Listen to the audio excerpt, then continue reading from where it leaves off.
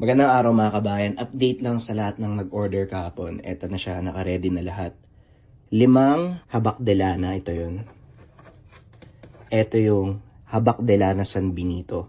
Magkakasama yung habak, lana, San Benito. Then, meron din tayong habak. Alam niyo naman kung anong bisa ng habak pang laban yan. Meron tong mga sekretong sangkap. As ito yung gabay medalyon. Yung meron mo siya sa loob. Itong dalawa. Nandito rin, may umorder din ng lana natin. Naka-ready na siya. Saka available na din itong libreta. Sa libreta natin mga kabayan, meron tong bond paper na kasama sa loob. Merong orasyon na haek. Haek yun yung gagamitin yung orasyon para magbuhay ng tangan, medalyon, anti-anting. Then meron din siyang poder, yung ilalagay mo sa katawan mo, pang protection, orasyon yun. Then meron din siyang pang pondo sa iyong sarili. Kaya siya nasa bond paper, kasi libreta to, personal mo siyang gamit, ikaw yung magsusulat dito sa libreta. Ikaw lang yung pwedeng magsulat kasi pagmamayari mo yan. Ngayon, iaano ko muna to. Hisindihan ko tong gabay medalyon sa i-cleanse natin gamit ng candle. Sa lahat ng gustong umabol, pwede pa kasi mag-shipping kami bukas. Yun lang. Maraming salamat mga kabayan. Natatandaan mo ba yung sinabi ko sa'yo? Huwag mong ibunton sa akin ang sisi sa mga mangyayari sa'yo. Binalaan na kita pero anong ginawa mo? Nakinig ka ba? At ngayon, ako ang sisisihin mo kung bakit ganyan ang tingin sa'yo ng mga tao. Pag-uusap ng dalawa. Naramdaman ni Mang Oscar ang biglaang pagtaas ng enerhiya ni Isigani. Kaya dali-dali itong lumabas ng tahanan dahil alam ng matanda ang susunod na mangyayari sa oras na hindi pa niya ito awatin. Magsitigil kayong dalawa. Kung gusto niyong magkaharap, maaari niyong gawin ang bagay na yan sa subukan. Huwag dito sa bakurang ko. Matuto kang rumispeto sa tahanan ng may tahanan, Luna. Wika ni Mang Oscar. Ngunit tila nawala na din ang pagrespeto nito sa mga nakakatanda. Sige lang Manong Oscar. Magpakaligaya ka ngayon sa otoridad na meron ka bilang kasapi ng konseho. Dahil hindi magtatagal, mawawala din yan sa'yo. Dahil ako ang tatanghaling pinakamalakas. Wika ni Luna. Maging ang matanda ay natawa sa mga pinagsasabi nito. Hindi ito mapigilan ni Mang Oscar at lalong napaya si Luna. Dali-dali itong tumakbo palayo ng tahanan nila Isigani. Lumabas naman ng tahanan si Mang Oscar na sinasapo ang tiyan sa kakatawa.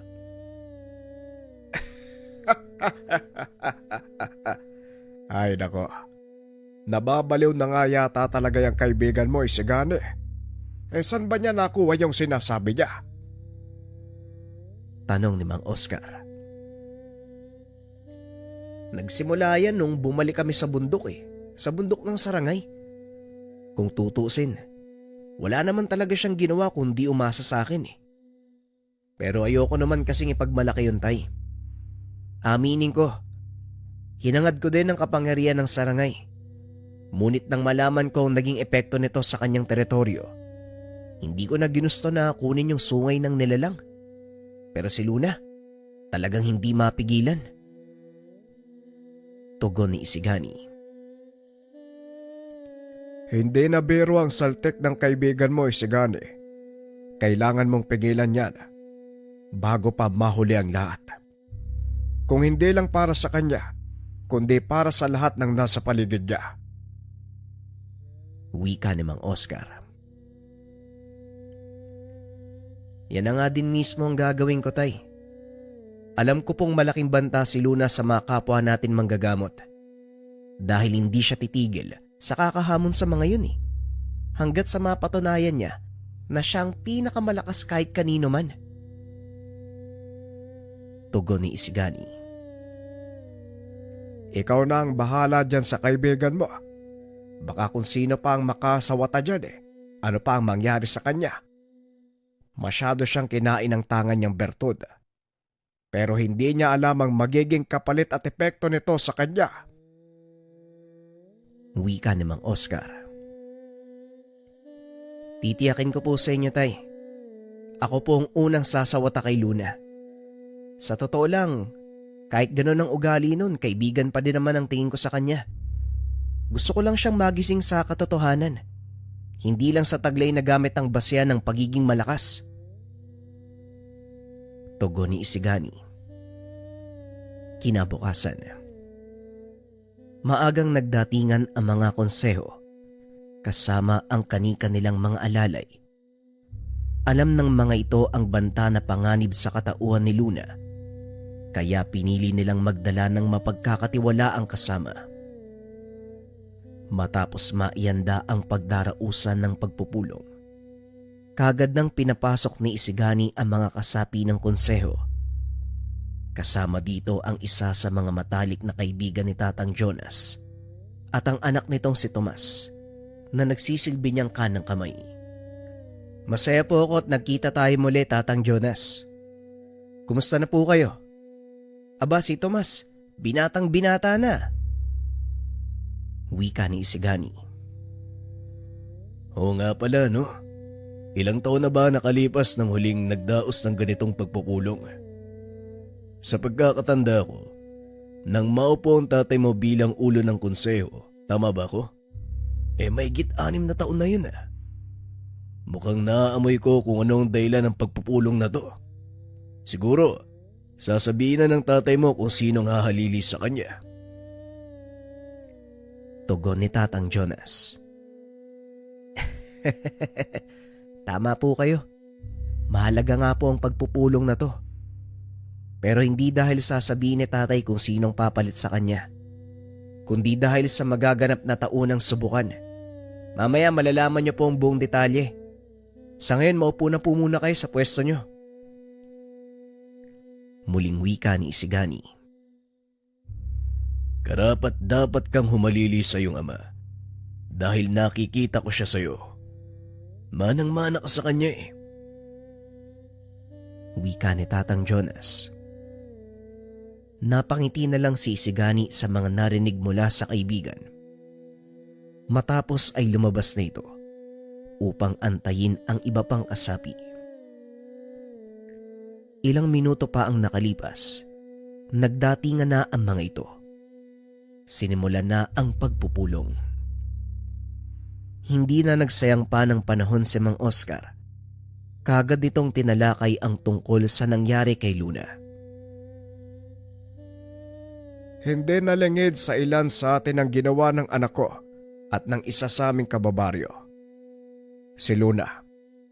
Nagtagumpay silang makuha ang sungay ng sarangay. Ngunit sa kasamaang palad, napunta ito sa mga maling kamay. Isigani, ikaw na ang magpaliwanag ng maunawaan ng mga kasama natin ang nangyari. Wika ni Mang Oscar. Pinaliwanag ni Isigani ang lahat ng nangyari. Simula pa lang nang papakyat sila ng kabundukan hanggang sa makuha nila ang sungay. Walang itinagong detalye ang binata na kagad namang pinaniwalaan ng konseho dahil buo ang tiwala ng mga ito sa anak ni Mang Oscar. Kung ganon, sinasabi mo Isigani, mapanganib si Luna? Tanong ni Tatang Jonas. Ikinalulungkot ko pong sabihin, pero totoo po ang narinig nyo. Hindi maganda ang naging epekto nito sa katauhan ng kaibigan ko. Kaya po kayo pinatawag upang mapag-usapan ang gagawin natin sa gaganaping taunang subukan. Alam kong malalaki ang tiwala nyo sa mga taglay nyong gamit. Ngunit ako na po ang magsasabi sa inyo mga kasama. Hindi pangkaraniwan ang lakas sa taglay ng bertud ng sarangay. At alam ng lahat na gusto ni Luna na makuha ang titulong pinakamalakas sa bertudes. Pagpapaliwanag ni Isigani, nagbulungan ang mga kasapi ng konseho dahil alam nila na walang ganong titulo. Alam natin lahat na walang ganong titulo. Ewan ko kung saan kinuha ni Luna ang ganyang ideya eh. Pero kung yan ang nais niyang patunayan, o di sige, yan ang ibibigay natin sa kanya. Tugon ni Mang Oscar. Hindi ko kine-question ang gusto mong mangyari sa Supremo. Pero ang tanong ko lang, meron ba sa ating may sapat na lakas upang harapin si Luna? Tanong ni Tatang Jonas. Wala ni isa sa mga naroon ang naglakas ng loob na sumagot.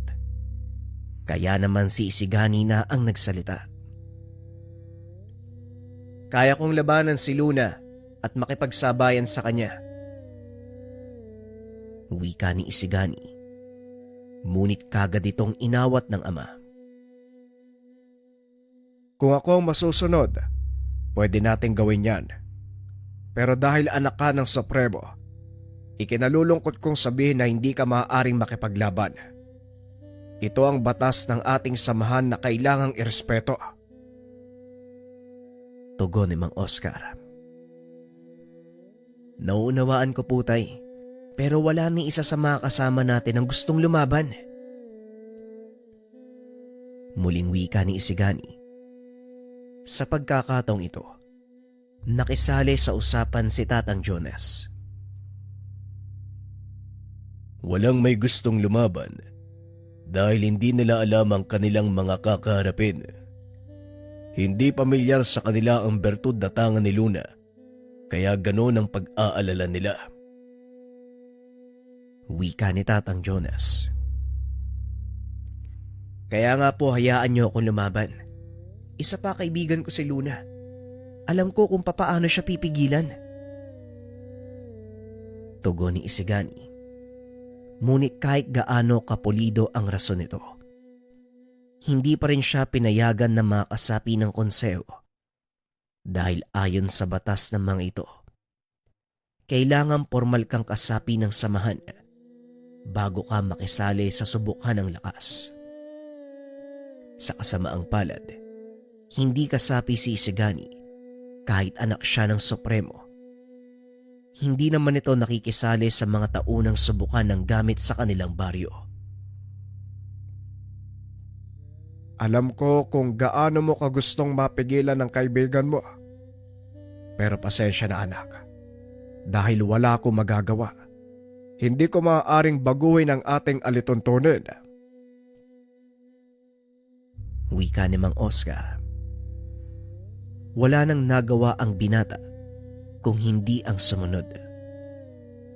Sa pagpupulong na yun, napagkasunduan ng konseho na hayaang sumali si Luna sa subukan.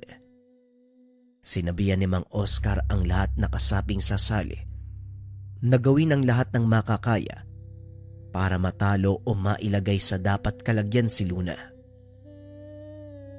Matapos ang pagpupulong, kagad na ding nagpaalam ang mga kasapi. Nagpaiwan naman si Tomas at Tatang Jonas upang kausapin sina Mang Oscar at Isigani. Alam kong dismayado ka sa nangyayari, Isigani. Ngunit wala tayo magagawa dahil masusunod pa din ang alituntunin ng samahan. Kaya kami nagpaiwan ni Tomas upang makipag-usap ng mga bagay na hindi dapat malaman ng konseho. Wika ni Tatang Jonas. May mga plano kong naisip at hindi ko ito maisasagawa kung walang tulong mula sa inyo, Jonas. Kaya ko kayo pinaiwan. Hindi naman lingid sa kalaman ng konseho na matalik tayong magkaibigan, kaya hindi sila maghihinala sa atin. Tugon ni Mang Oscar. Hindi na nagpatumpik-tumpik si Tatang Jonas. Kagad nitong sinabi ang planong nabuo kasama si Tomas. Bueno, hindi na ako maaaring magtagal pa, kaya sasabihin ko na ang plano. Lalaban din si Tomas sa subukan. At kung talagang gusto mong makalaban si Luna at pigilan ang mga binabalak niya, sumali ka sa subukan. Nang sa ganon, magkaroon ka ng pagkakataong makaharap si Tomas. At sa oras na manalo ka sa laban, may pag-asang ikaw ang lalabanan ni Luna. Wika ni Tatang Jonas. Medyo matrabaho yung prosesong yan, Manong ah. At isa pa, alam kong hindi rin magpapatalong anak nyo. Tugon ni Isigani. Mali ka, Kuya Isigani. Ang plano namin ni tatay, hahamunin kita. Pero magpapatalo ko. At kapag nanalo ka sa subukan, magkakaroon ka ng pagkakataong pumili ng susunod mong kakalabanin. Wika ni Tomas. Napangiti naman si Isigani sa plano ng mga ito. Alam niyang gagana ang paraang iyon. Kaya walang pagdadalawang isip na sumang-ayon ng binata sa gustong mangyari ni Tatang Jonas. Matapos makuha ang pagsang-ayon ng mag-ama, kaagad na ding nagpaalam si Mang Jonas. Ngunit saktong paglabas ng tahanan ni Mang Oscar, saka naman ang pagdating ni Luna. Oh, anong problema? Uuwi na kayo? Ngayon pa lang ako dumating ah. Wika ni Luna. Nakatitig lang sa kanya si Tatang Jonas. Inis na inis ito dahil sa kayabangang ipinapakita. Maging si Tomas, kamuntika na ding hindi mapigilan ng ama. Tapos na ang pagpupulong. Pasensya na kung hindi ka namin inantay pang dumating dahil hindi ka naman kasapi ng konseho. Wika ni Tatang Jonas. Tumawa ng malakas si Luna. Naglakad papalapit kay Tatang Jonas. Konseho. Sige lang. Patuloy niyo lang gamitin ang katagang yan. Dahil ilang araw na lang naman, tuluyan kong bubuwagin ang konsehong sinasabi niyo at tatanghaling bilang pinakamalakas sa bertudes dito sa ating baryo. Wika ni Luna. Napailing na lang si Tatang Jonas dahil talagang pinasok na ng kakaibang hangin ang utak ni Luna. Sige, sabihin mo kung anong gusto mo.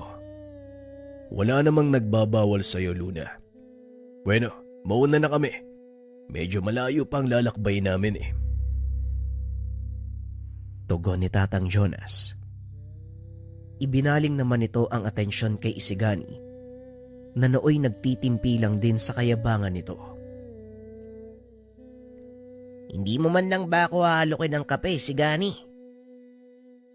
Tanong ni Luna. Pasensya ka na, wala kaming kape. Ngayon, ano pa ang kailangan mo? Kung magkakape ka lang din dito sa bahay ko, aba pasensya na, hindi to kape yan ha. Doon ka kay Aling During magkape. Tugon ni Isigani. Kagad siyang pumasok ng tahanan. Naiwan si Luna sa labas ng bahay. At nang silipin ni Mang Oscar, nanggagalaiti ang mukha ni Luna sa galit. Dali-dali itong naglakad palayo.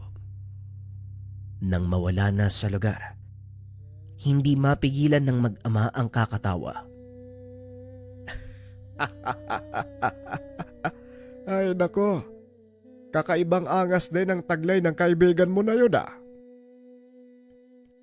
Wika ni Mang Oscar. Simula naman dati maangas na talaga si Luna eh. Yumabang lang lalo nang makuha niya ang sungay ng sarangay. Pero huwag kang mag-alala tay, dahil darating ang araw na ilulugar siya na makasama natin. Pag-uusap ng dalawa. Ang buong akala ng mga ito, walang gagawing masama si Luna. Ngunit pagsapit ng hapon, isa sa mga kababaryo nila ang lumapit. May dalang masamang balita. O Lino, anong problema? Bakit ka umahangos? Tanong ni Mang Oscar. Si Mang Crispin po at si Benjo, ginulpi ni Luna. Doon po sa may tubaan, bilisan niyo po. Ayaw pong magpaawat ng isang yun. Wika ng kababaryong nagngangalang Lino. Hindi na nagsayang pa ng oras ang mag-ama. Dali-dali nila itong pinuntahan. Nang makarating sa lugar, naabutan nila si Luna. Nakaupo sa mesa Habang pinagmamasdan ang dalawang kalalakihang namimilipit sa sakit, pagulong-gulong ito sa sahig. Napangat ito ng tingin sa dalawa. Ngumiti ng nakakaloko. Tumayo at nilapitan ang dalawang lalaki. Sabay apak sa ulo ni Benjo. Ang dalawang ito ay kilala bilang mabangis sa tagatugis ng mga aswang. Ngunit sa pagkakataong iyon, apak-apak ni Luna ang kanilang mga ulo. Mabuti naman at nandito na kayo. Kung hindi pa ako gagawa ng kalokohan, hindi nyo pa ako papansinin, no? Ngayon, ipapakita ko lang sa inyo kung anong kaya kong gawin. Ang dalawang ito ay halimbawa pa lang ng mangyayari sa inyong lahat. Wika ni Luna. Sa pagkakataong iyon ay hindi na nakapagpigil pa si Isigani.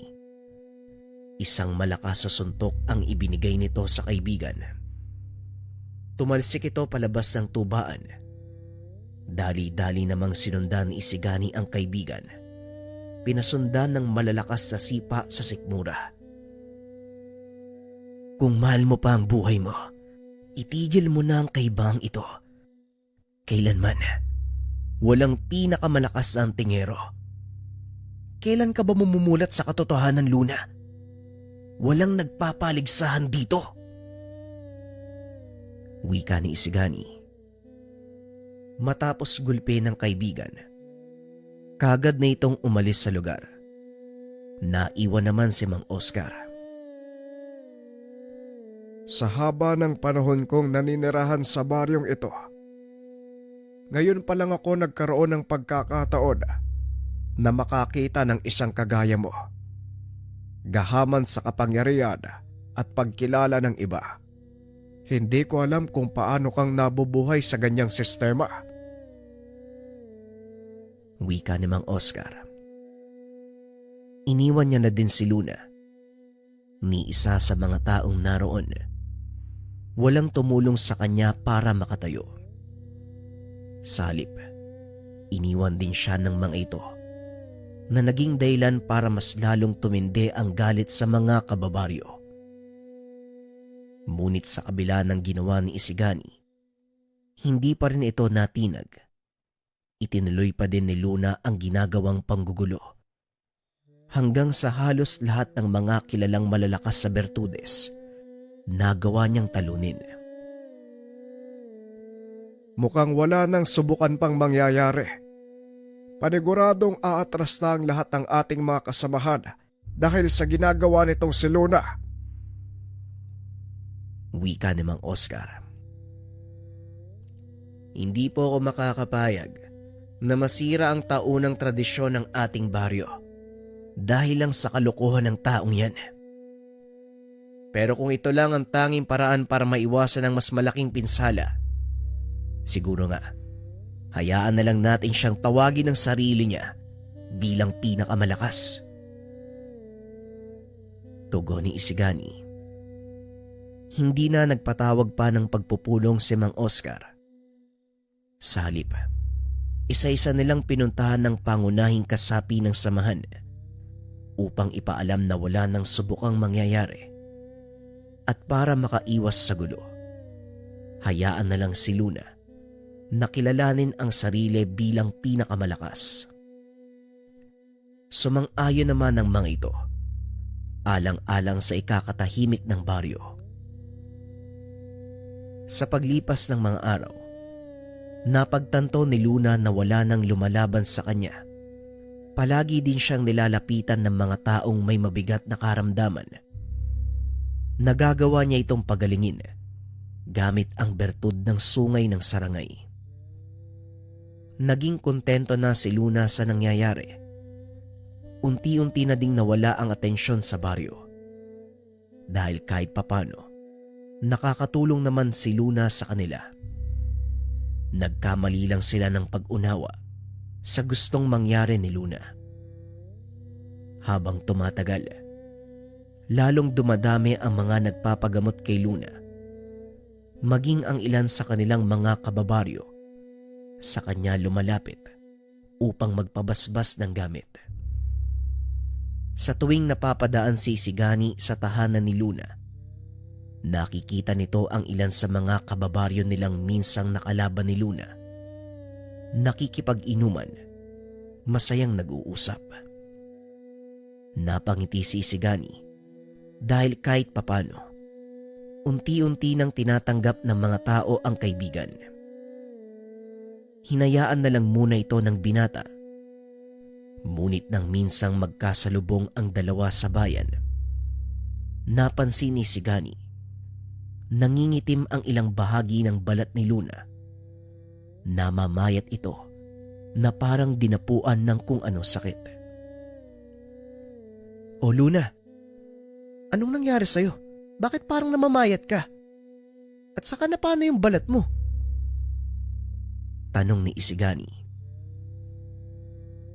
"Wala to pare, siguro masyado ko lang pinagtuunan ng pansin yung kalusugan ng iba." Tugon ni Luna. "Napagtuunan mo ng pansin ng iba. Pero paano yung sayo, napabayaan mo? Hindi ganyan ang totoong asal ng isang manggagamot na inaasahan ng mga tao. Kailangan mong unahin ang sariling kalusugan bago ang iba. Ilang beses ko ba yung sasabihin sa'yo?" Muling wika ni Isigani. Ni minsan ay hindi nawala ang pagtingin nito kay Luna bilang matalik na kaibigan. "Ayang ka na naman eh. Para kang si Tatang Oscar. O sige na, mauna na ako. Kailangan ko pang puntahan si nanay." Tugon ni Luna. Matapos ay kagad na itong lumakad. Ilang araw pa ang nakalipas. Nang mapansin ni Isigani na hindi na gaanong lumalabas si Luna, pinuntahan niya ang tahanan ng kaibigan. Gaya dati, may ilang kalalakihang nakaupo sa labas ng tahanan, nag-uusap. Ngunit sa pagkakataong iyon, masyadong tahimik ang paligid na parang may ipinagluluksa. Dahan-dahang tumuloy si Isigani. Tinanong ang mga kalalakihang nasa labas, ngunit walang maisagot ang mga ito. Pagpasok ni Isigani sa tahanan, nakita nitong nakaratay sa higaan si Luna. Tuyong-tuyo ang balat na tila sinipsip. Walang tigil ang pag-agos ng dugo sa bibig at mga mata. Hindi rin magawang lapitan ng binata ang kaibigan dahil sa poder ng sungay ng sarangay. Nakita nito ang bertud na nasa kamay ni Luna. Gumagapang ang maliliit na ugat na nakakonekta sa kanyang kamay. Napagtanto ni Isigani na sa tuwing gagamitin ni Luna ang kakayahan ng bertud, hinihigop nito ang kanyang kaluluwa at pisikal na enerhiya. Wala nang nagawa si Isigani kung hindi tanggapin ang kamatayan ng kaibigan. Dali-dali itong umalis. Ipinaalam kay Mang Oscar ang nangyari. Hindi na ako nagulat, Isigani. Alam kong mangyayari ito eh. Sana nakinig kayo kay Manong Tala na may kapalitang kakayahang ibibigay ng bertud ng sarangay. Wika ni Mang Oscar. Binalaan ko din si Luna, tay. Alam ko may kasalanan din ako sa nangyari sa kanya eh. Pero huli na ang lahat. Huli na para magsisi. Wala nang magagawa eh. Tugon ni Isigani. At dahil wala nang ibang kamag-anak si Luna, pinili nilang ipaayos ang libing ng kaibigan. Pinag-usapan din ng konseho ang nangyari. Maaari pang magdala ng kapahamakan ng bertud ng sarangay sa iba. Kaya hanggat maaari, iselyo ito at ilibing kasama ang katawan ni Luna. Nang sa ganon, walang ibang makikinabang. Wika ni Tatang Jonas. Sinang-ayon na naman ito ng lahat. Hindi na din pinatagal ng mga ito ang burol. Matapos ang 3 araw, Inilibing nila ang bangkay ni Luna kasama ang sungay. Ilang linggo ang nakalipas matapos ang libing ni Luna. Dinapuan ng matinding karamdaman ng baryo. Marami sa mga mamamayan, lalo na ang mga kabataan ay tinamaan. Ilang buhay din ang binawi ng karamdamang iyon. Maging ang mga bukirin, unti-unti nang natutuyo. Nakaranas ng matinding taggutom. Hindi lang ang baryo nila Isigani, kundi maging ang buong bayang sumasakop dito. Isang gabi habang nagpapahinga si Isigani, bigla itong nanaginip ng tungkol sa bertud. Nakikita nito ang libingan ni Luna na unti-unting nagbubukas. Naririnig ang tinig ng kaibigan. Tinatawag ang kanyang pangalan. Nung una ay hindi niya ito pinapansin. Ngunit kalaunan ay halos gabi-gabi nang nararanasan. Hanggang sa naging malinaw sa kanya ang gustong iparating ng kaibigan. Maging ang koneksyon nito sa mga nangyayari sa baryo. Isinangguni ng binata kay Manong Tala ang panaginip. Kinumpirma nito na totoo ang sinasabi ng binata. Totoo ang iyong sapantaha, Isigani. May kinalaman nga ang bertud ng sarangay sa mga nangyayari sa baryo. Kailangan mo itong makuha upang matigil ang kamalasang nagaganap sa lugar. Wika ni Manong Tala. Ngunit may alinlangan sa isip ng binata dahil na din sa nangyari kay Luna. Matapos makipag-usap, kaagad nagpaalam si Isigani. Pinag-iisipan nitong mabuti ang sinabi ng matanda dahil sa takot na baka matulad siya sa kaibigan. Ilang araw din ang lumipas. Patuloy lang na dumarami ang naaapektuhan ng kumakalat na sumpa.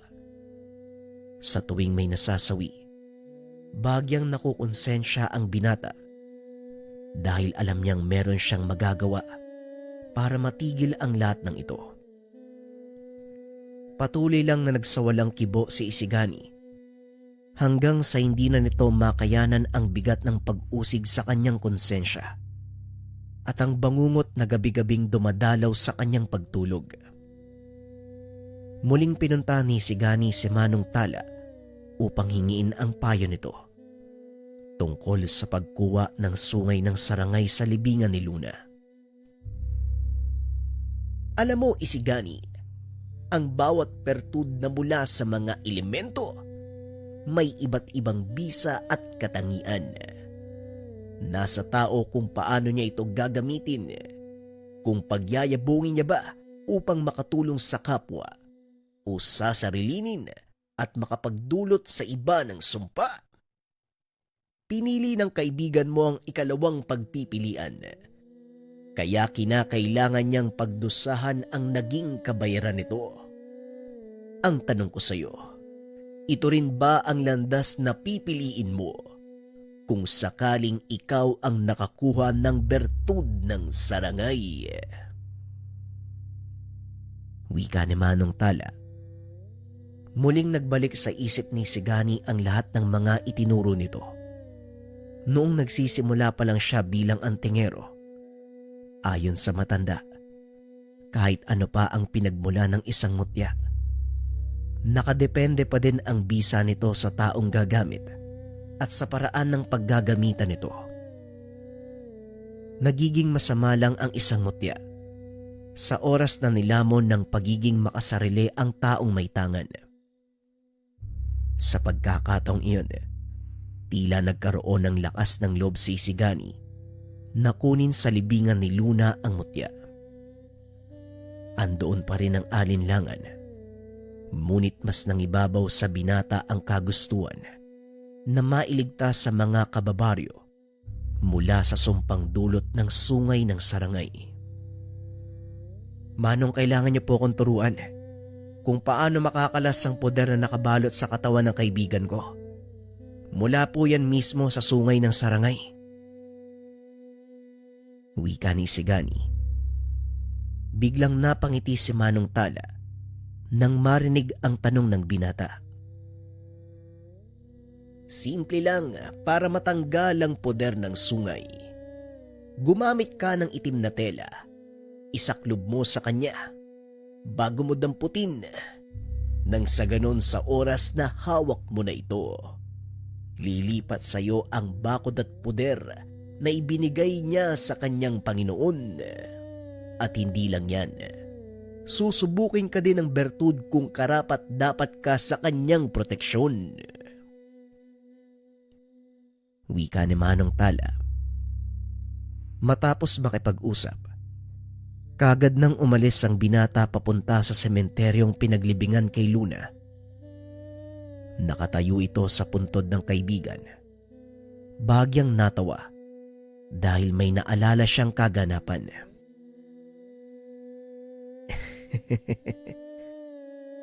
Naalala ko yung mga panahong nagsisimula pa lang tayo, Luna. Parang ganito din yung tagpo eh. Yun nga lang, ikaw naman ngayon yung huhukayin ko. Wika ni Isigani. Kaunting kaalaman.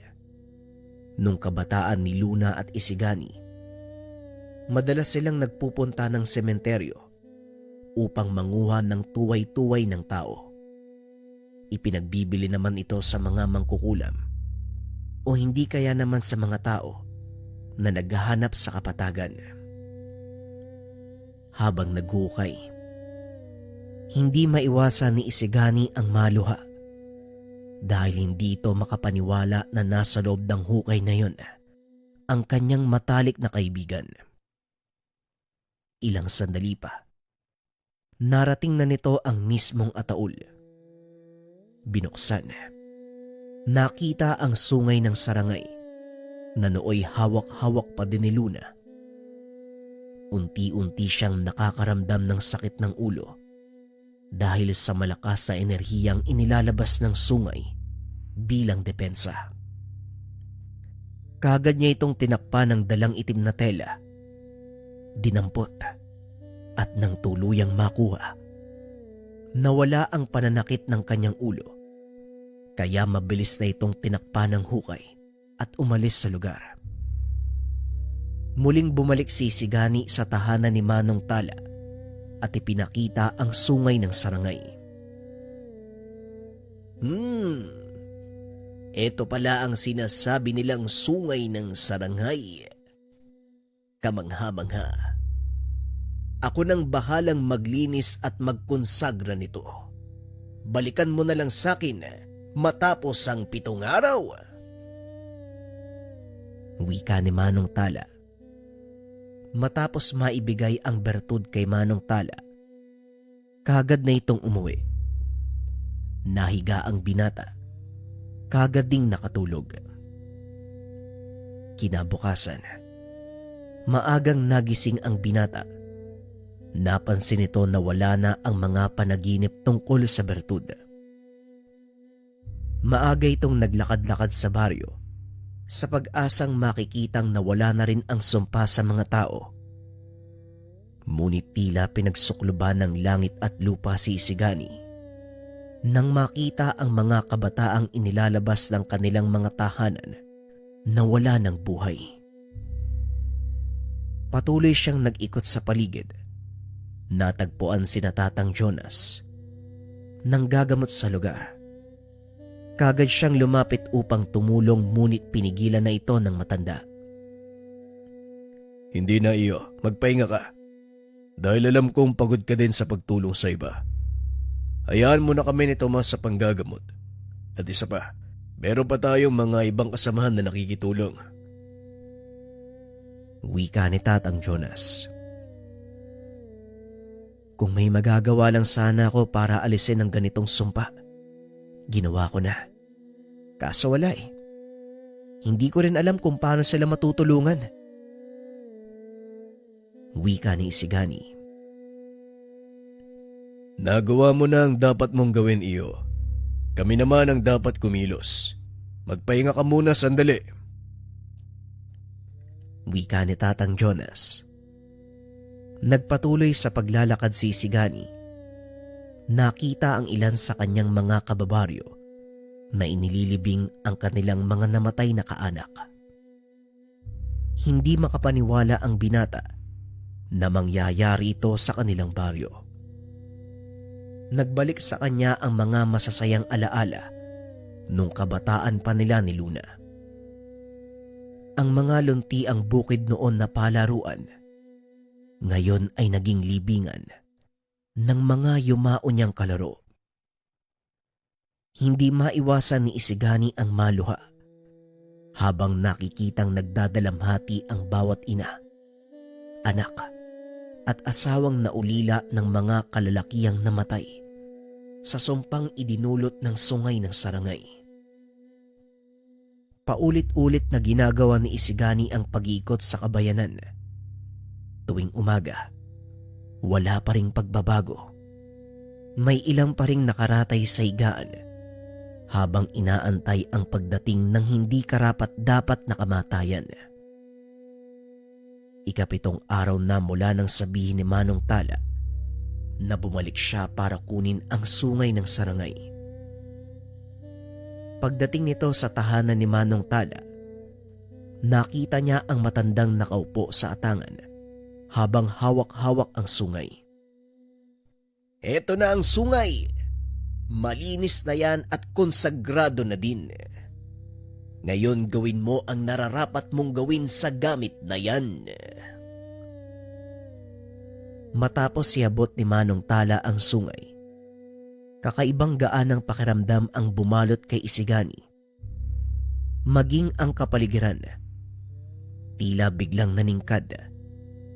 Sa pagkakataong iyon, alam ng binata na nagbago ang ora ng sungay ng sarangay. "Maraming salamat po, Manong Tala. Sige po, kailangan ko nang umalis. May kailangan pa akong gawin." Tugon ni Isigani. Sabay karipas ng takbo pabalik sa kinaroroonan nila Tatang Jonas. Nagulat naman ang mga ito nang makita ang binata na suot ang sungay ng sarangay. "O iyo, nasa'yo pala ang sungay ng sarangay. Paano mo nakuha yan?" Tanong ni Tatang Jonas. Pinaliwanag naman ni Isigani ang lahat. Matapos ang pag-uusap, sinimulan nila ang panggagamot. Sa awa ng Diyos, marami ang gumaling at nanumbalik sa dati nilang mga lakas. May ilan pang kamuntikan ng mamatay, ngunit nagawa pa itong magamot ni Isigani. Unti-unting dumami ang mga taong natulungan ng binata, ngunit tila may napapansin ito. May kakaibang nangyayari sa kanyang mga kamay. Unti-unti itong nanginginig, nakakaramdam ng bagyang panghihina. Ngunit hindi niya ito gaanong ininda sa pag-aakalang normal lang ito dahil gumagamit siya ng lakas sa panggagamot. Sa kabila ng mga nararamdaman, hindi pa rin huminto si Isigani sa panggagamot. Tuwing matatapos ito, bumabagsak ang kanyang katawan. Hindi na nito nagagawa pang kumilos. Sa tulong naman ni Mang Oscar, nagagawa ng binatang manumbalik ang dating lakas. Ang buong akala ni Isigani, matatapos ang problema ng mga sakit sa mga kababaryo. Ang hindi niya alam, may mas malala pang problemang kakarapin ang lugar. Isang hapon habang naglalakad pauwi, nakasalubong nito ang ilang katao. Hindi pamilyar ang itsura ng mga ito. Kaya alam ni Isigani na dayo sa lugar ang pangkat. Nag-iikot sa paligid ang mga kalalakian na tila may kung anong hinahanap. Hanggang sa ilang beses niya itong nakasalubong. At ang nakakapagtaka, simula nang dumating sa lugar ang mga kalalakian, halos gabi-gabi, may namamatay na alagang hayop ang mga taga-baryo.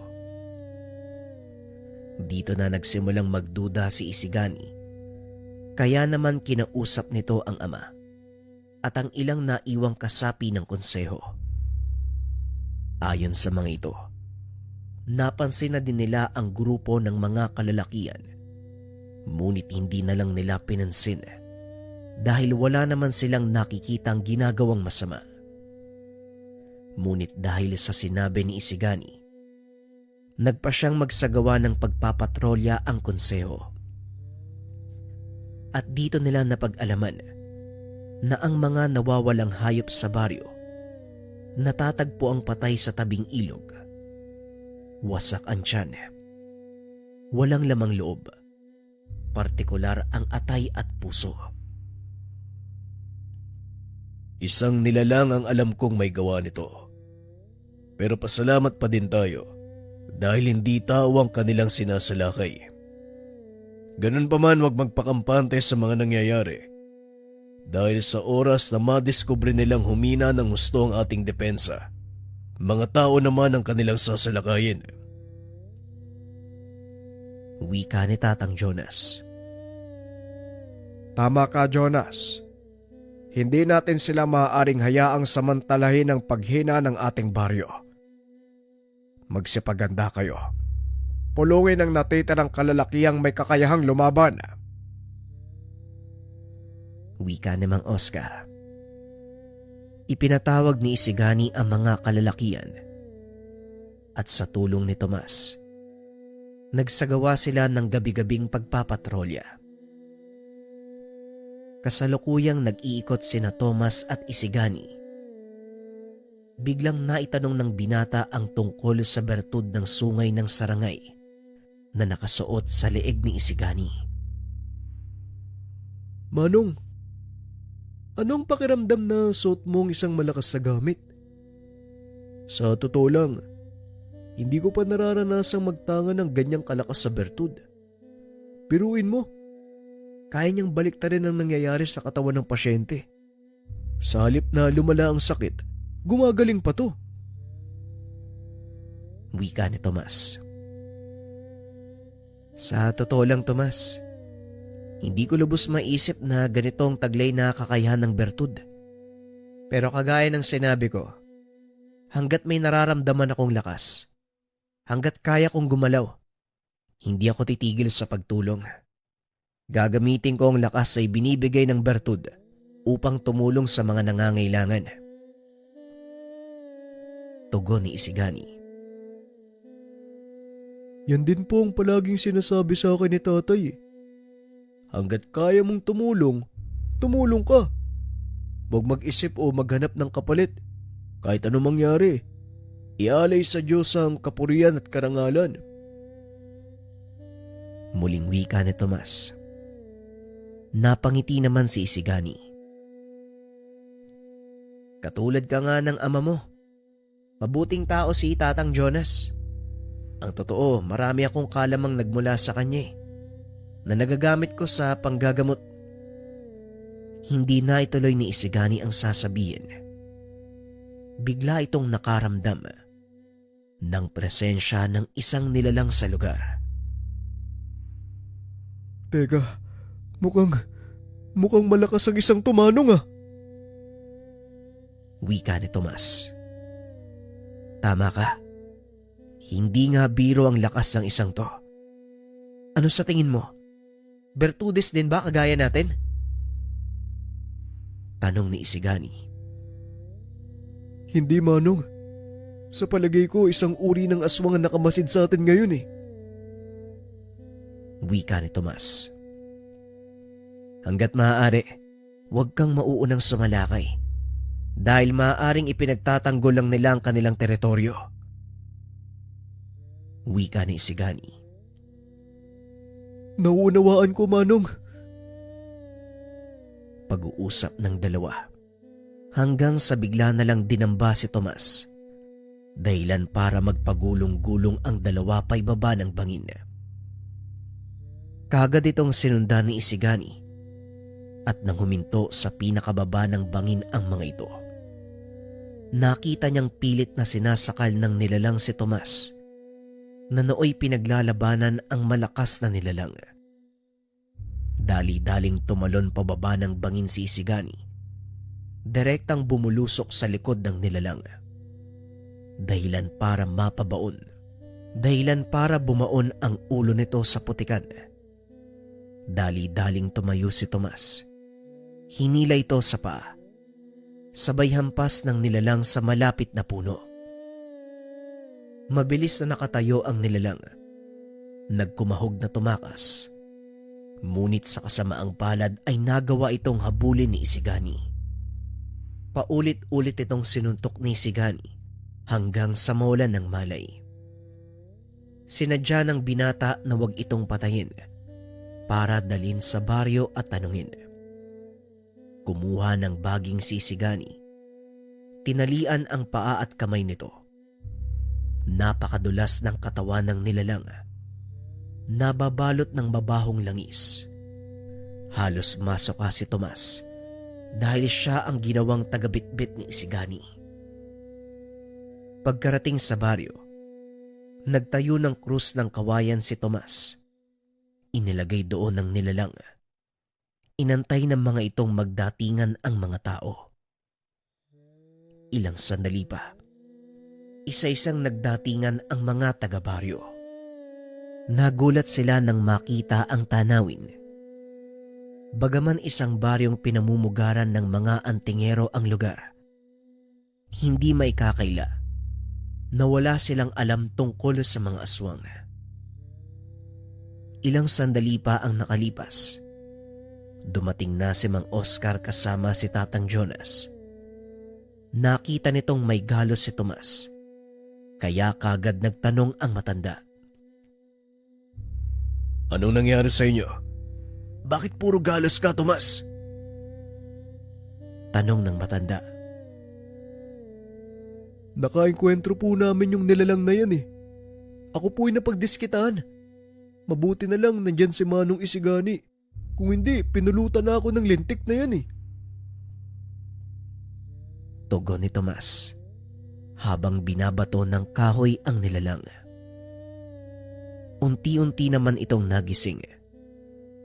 Nang mapagtantong nakagapos ang kamay at paa, maging ang katawan ay kagad itong nagwala. Ngunit kahit anong gawin, hindi siya makalis dahil ang ginamit na panggapos sa kanyang katawan, isang uri ng matinik na baging na kung tawagin ay sampinit. Sa bawat pagkilos nito ay siya namang pagbaon ng mga tinik sa kanyang katawan.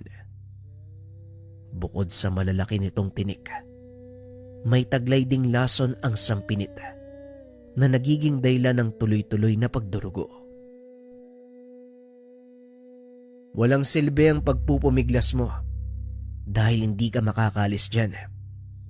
Ang mabuti pa magsalita ka na lang.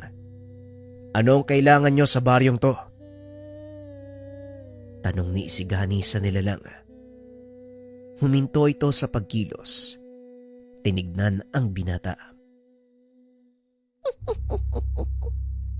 Wala akong sasabihin sa'yo, manggagamot. Tugon ng aswang. At dahil sa pagmamatigas nito, isang malakas na gupit ang tinanggap nito mula kay Tomas. Sige ah, mas gusto kong magmatigas ka. Alam mo bang, matagal nang hindi nakakatikim ng dugo tong latigo ko. Wika ni Tomas. Hinagupit niya pa ito ng ilang beses hanggang sa mapudpud na ang laman ng aswang. Hindi ka namin titigilan hanggat hindi mo sinasabi ang dahilan kung bakit kayo nandito. Muling wika ni Isigani. Tumawa ng malakas ang aswang. Napalitan ito ng mga hiyaw nang bigla siyang hagupitin ni Tomas. Kahit anong gawin niyo sa akin, wala kayong mahihita.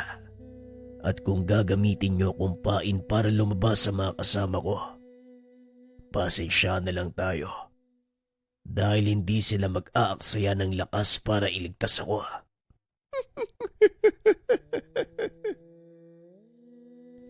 Wika ng aswang. Huwag kang umasang gagawin ka naming pain para sa mga kasama mo dahil kaya namin silang hanapin. At mas lalong wag mong hihilingin sa amin ng mas mabilis na kamatayan dahil hindi namin yon bibigay sa'yo. Sige Tomas, ituloy mo lang yung paggagupit. Tugon ni Isigani. Talagang matigas ang nilalang dahil kahit halos lumabas na ang buto sa likuran, wala pa rin itong balak magsalita. Kaya naman dito na nakisali si Mang Oscar. Isigani, hindi na tama ang ginagawa nyo. Kung ayaw magsalita ng aswang na yan, tuluyan mo na. Hindi tayo mga hayop na panonoorin silang unti-unting mamamatay. Wika ni Mang Oscar. Lumapit naman si Isigani sa aswang habang bumubunot ng kutsilyo mula sa kanyang bewang. Isang tanong na lang, anong kailangan niyo sa baryo? Sa pagkakataong iyon, inilapit ng aswang ang kanyang bibig sa tenga ni Isigani. Maghanap ng pagkain. Matapos itong sabihin, kagad isinaksak ni Isigani ang punyal sa dibdib nito na naging dahilan ng agarang pagkamatay. Tay, pagkain ang dahilan nila kung bakit nandito ang kanilang angkan sa baryo. Tama ang sinabi nyo. Hindi magtatagal. Aatakin nila ang mga tao. Wika ni Isigani. Normal na reaksyon ng mga aswang sa oras na maubos ang kanilang pagkain sa isang lugar.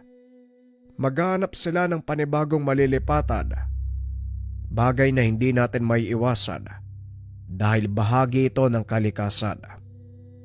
Ngunit sa pagkakataong ito, hindi tayo maaaring magpatalo sa kanila.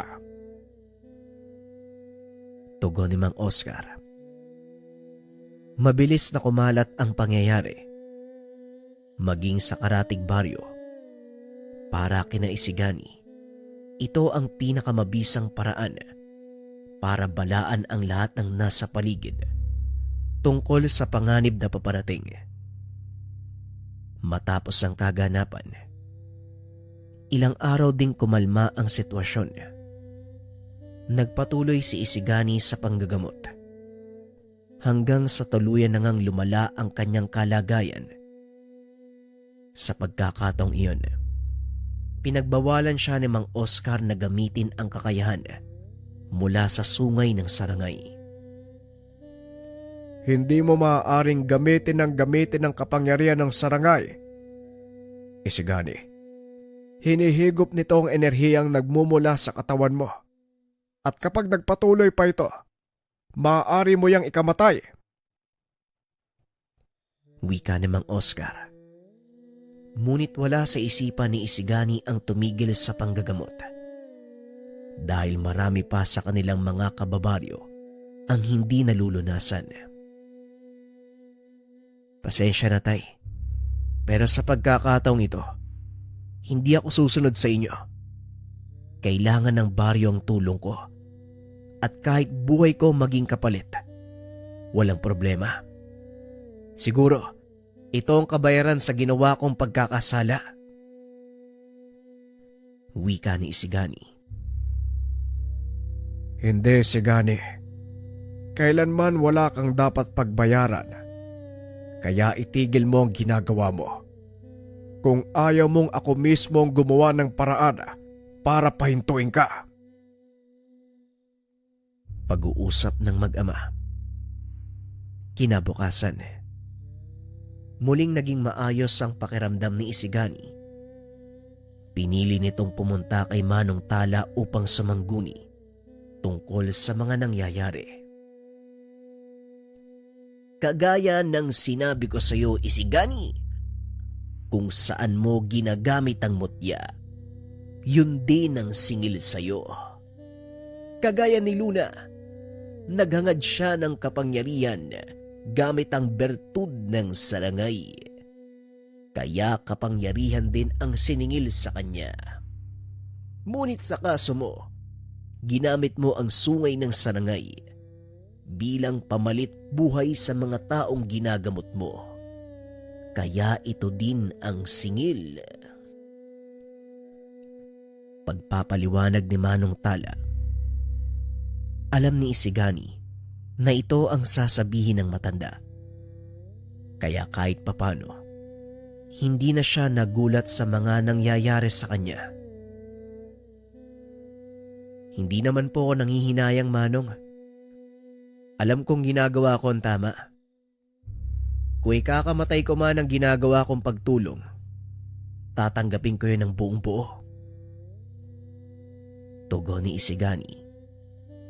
Napailing na lang si Manong Tala sa mga sinabi nito. Sa buong buhay ko, ngayon pa lang ako nakarinig ng isang bertudes na iaalay ang buhay para sa kapakanan ng karamihan. Kakaiba ang iyong prinsipyo, Isigani. Humahanga ako sa iyo. Pero sa palagay ko, hindi pa ito ang tamang oras para magbuwis ka ng buhay. May napipintong panganib sa baryo at alam mo kung ano ang aking tinutukoy. Maraming salamat sa pakikinig ng ating kwento, mga kabayan. Last 2 episodes na tayo ng kwento natin. At kung gusto nyong i-upload na natin yung episode 4, comment lang na #game upload mo na yan. Maraming salamat.